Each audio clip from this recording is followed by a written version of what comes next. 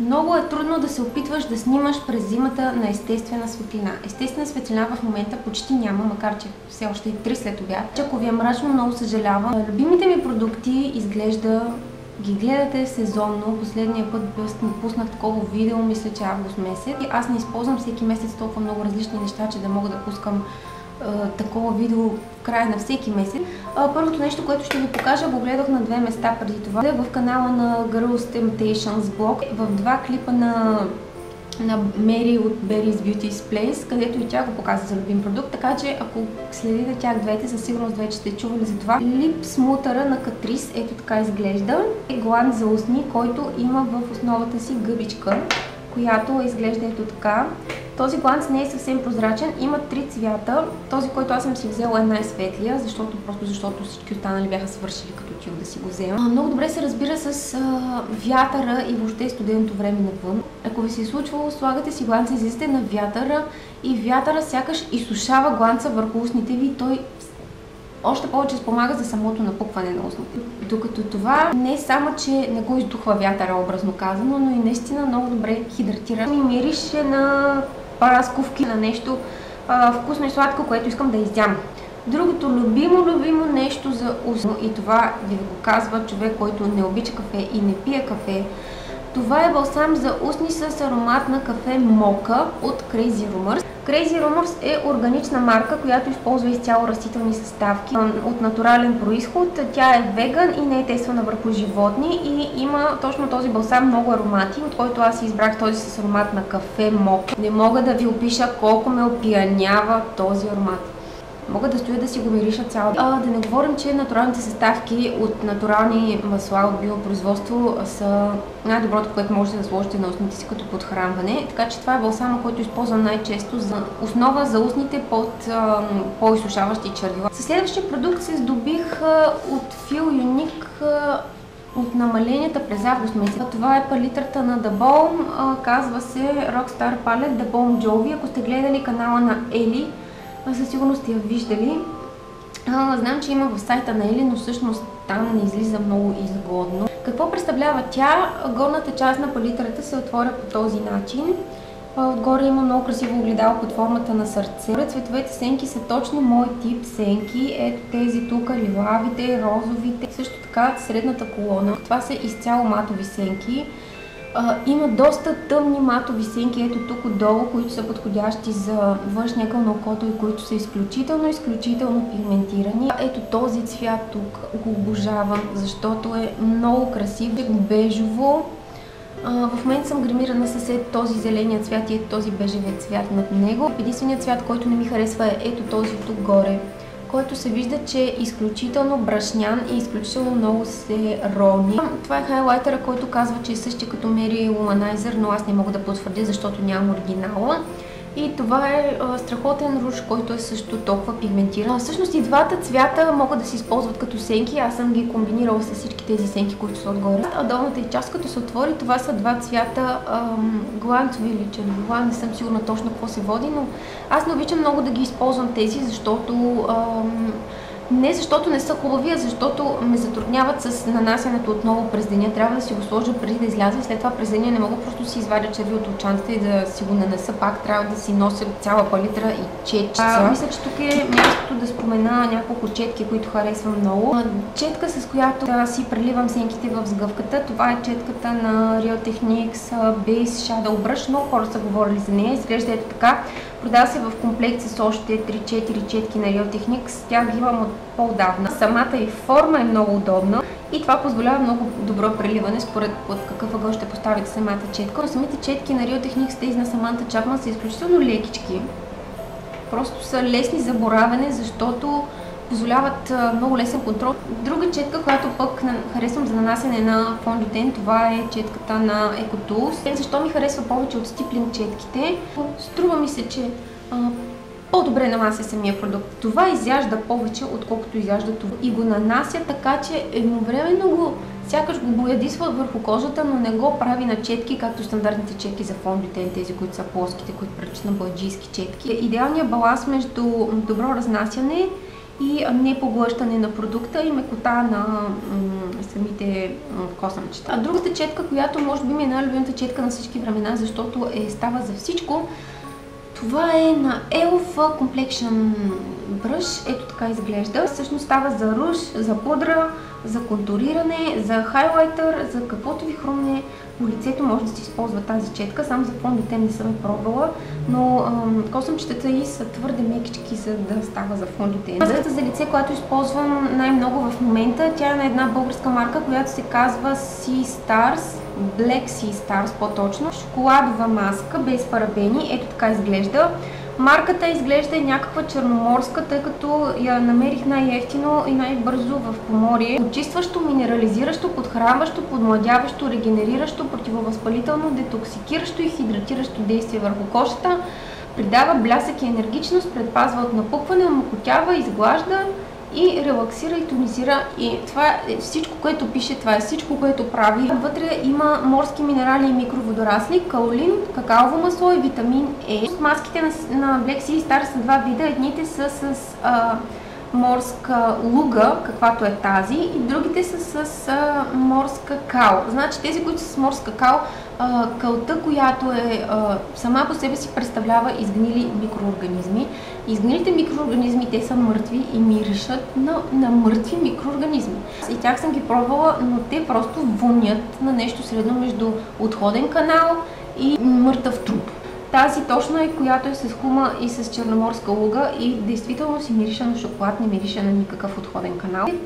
Изсъхва леко по лицето и трябва да се измие, но не се напуква толкова много и не изсушава толкова много. Така, нещо за ногти. В момента съм с голи ногти, защото снощи си махнах лака и още не съм се лакирала. Един лак, който видяхте в едно от предните ми видеа, намерих го на щанда на Essence. Това е един фосфорициращ лак, казва се Essence Nail Art Glow in the Dark Top Coat.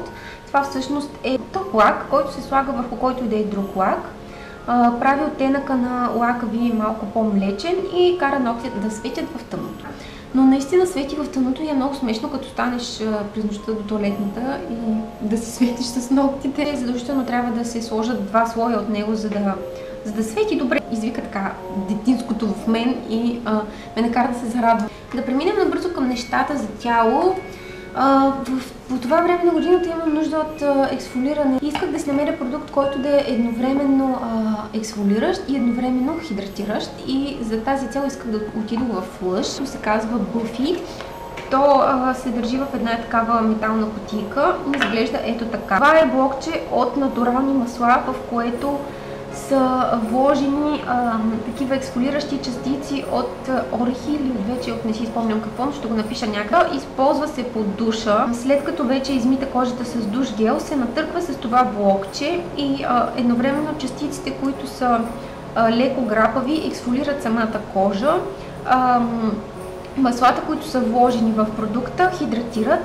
И след това, още докато сме под душа, изплакваме самите масла, за да не са прекалено мазни. Не измиваме отгоре с душ гел и кожата остава хидратирана и ексфолирана едновременно. Това беше всичко за козметиката. Следващото, което ще ви покажа, е любимият ми чай, който е за този месец. Само един ще бъде той. Казва се English Tea Shop и е органичен бял чай от органични съставки. Ето така изглежда опаковката. Малко съм я скъсала. Показвам ви само опаковка. Всъщност белия, зеления и черния чай са чайове, които се правят от едно и също растение. Листата им са с различна степен на ферментация и по този начин се получава различна степен на тръпчивост на вкуса и различна степен на кофеин. Белият чай е възможно най-лекият чай, който може да се направи от растението на зеления чай. Ето така изглеждат опаковчиците. Дали е бял? Не е съвсем бял чая. Като по цвят, като се запари, горе-долу изглежда като зеления, но малко по-светъл. Но разликата е, че не е толкова тръпчив и някакси е по-мек на вкус. Когато искам да се ободря малко, но не ми се бие точно зелен чай, си правя бял чай. За книги, какво да си поговорим за книги? Предния път, когато си говорихме, ви казах, че съм започнала да чета Дивергенти.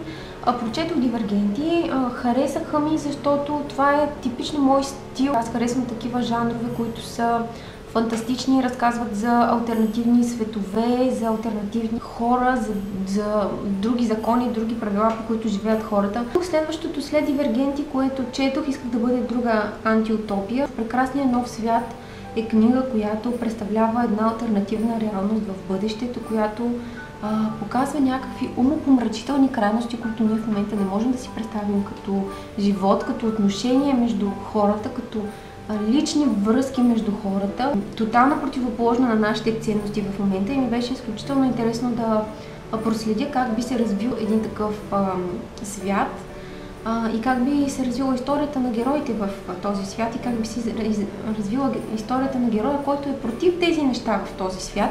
Между другото, аз обичам да сменям жанровете, защото да не се изтощавам прекалено много от един жанр. След като съм прочела 4 книги антиутопия, реших да сменя малко. Това е Последна спирка Барселона на един български автор. Тоест аз не знаех, че е български, защото си е написал някакъв псевдоним, но по-късно прочетох, че е български. Последна спирка Барселона говори за 4 жени в едно купе на един влак в Барселона, чието съдби са преплетени по един много необичайен начин. Накрая се преплитат по един още по-необичайен начин. Другата книга, която прочетох е Дънкан Епсън Всички цветя на Шанхай. Тези си ги взех от Lidl, бяха на разпродажба.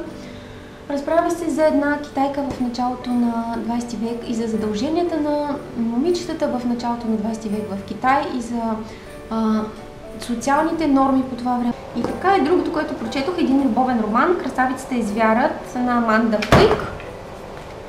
Тези ги дават с списания журнални за жената от време на време. Това пък минава границата между любовна и еротична литература.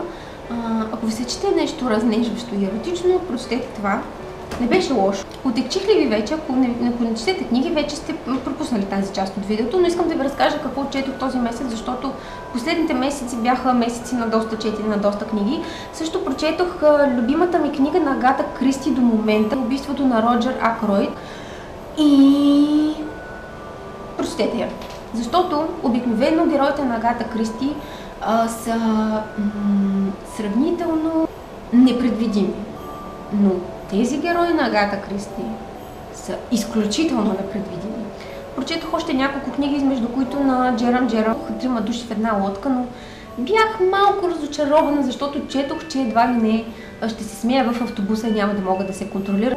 Ами нямаше нищо такова, не се смях чак толкова. Книгата беше забавна, интересна, имаше интересни случки и моменти, но не чак толкова смешни, колкото очаквах да бъдат. Тук е момента да ми препоръчате някоя хумористична книга, защото ми се чете. Бях чела на Иво Сиромахов Дневници и нощници и се пукнах от смях. Още една книга също бях чела на Иво Сиромахов, която не си спомням как се казваше. Това е смеха, от който имам нужда. Иво Сиромахов ме съсипа от смях. Това, което точно с нощи прочетох, това беше на Дан Браун, Шифърът на Леонардо. Преди около, всъщност май 2005 година излезе филма, който е Шифъра на Леонардо с Том Ханкс.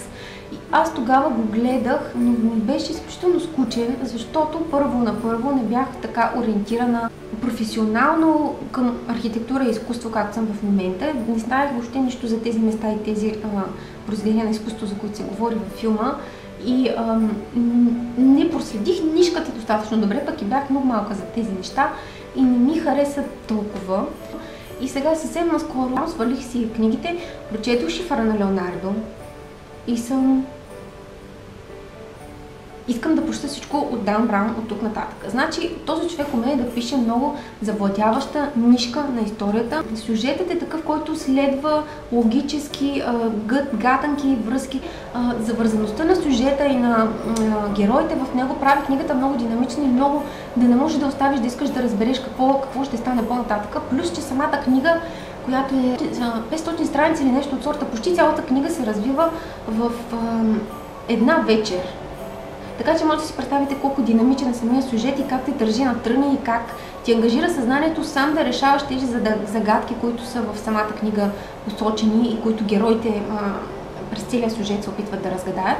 Шестото клеймочета в момента, аз всъщност първо нея трябваше да прочета, но не знам защо започнах с шифъра. Отекчих ви с книгите, обаче доста книги бях чела последните месеци, исках да си поговорим малко за книги. Надявам се да не ви бяха скучни тези любими продукти и надявам се слънцето да не успя да залезе толкова бързо и да не изглежда много тъмно. Това беше всичко от мен. Ако ви харесало, харесайте видеото, пишете ми отзиви, обичам да ви чета коментарите. Благодаря ви много, ще се видим скоро пак. Чао!